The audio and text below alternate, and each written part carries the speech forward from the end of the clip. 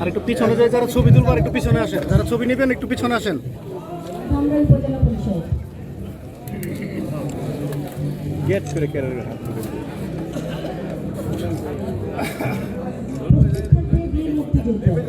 একটু দূরে দিকে তাকাই, একটু দূরে দিকে তাকাই। আমাদের যাইতে দেন।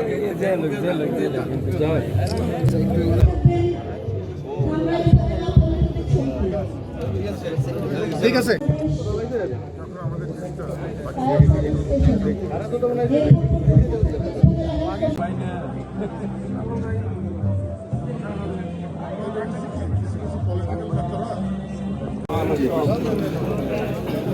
আচ্ছা দেখো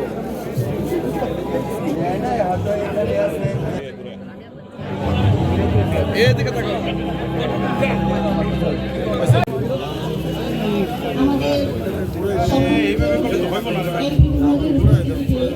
শহীদ তো শহীদই সকলকে আমরা শ্রদ্ধার সাথে দেখব এবং যেসব জায়গায় গেলে অবহেলিত আছে ইনশাল্লাহ আমরা সকলে মিলেমিশে এই পবিত্র বিষয়টিকে আমরা সর্বাগ্রে এগিয়ে নিয়ে আসব।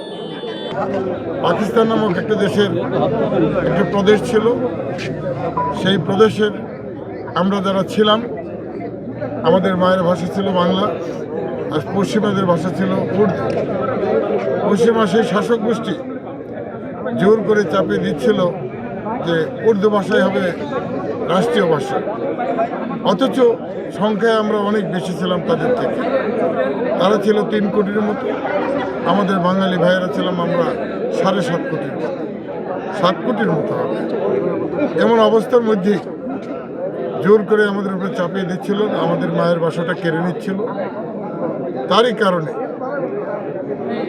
ছাত্র, শ্রমিক, কৃষক সহ আপামর সকল রাজনৈতিক দল, তৎকালীন বাংলা ভাষাভাষীর যত রাজনৈতিক দল ছিল সকলে ঐক্যবদ্ধভাবে এর প্রতিবাদ করে, তারই প্রতিবাদের প্রেক্ষিতে আমাদের ছাত্র শ্রমিক ঢাকা বিশ্ববিদ্যালয় থেকে বেরিয়ে আসে মায়ের ভাষাকে রাষ্ট্রভাষা করার দাবিতে।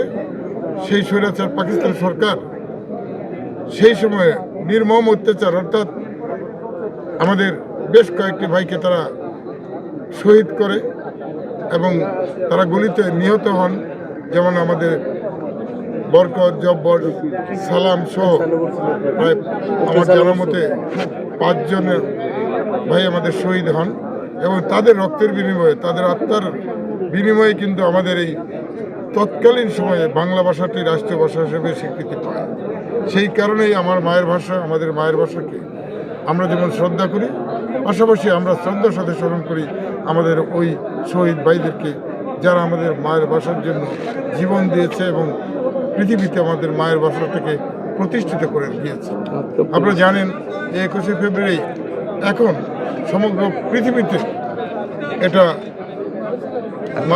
আন্তর্জাতিকভাবে মাতৃভাষা দিবস হিসেবে পালিত হচ্ছে।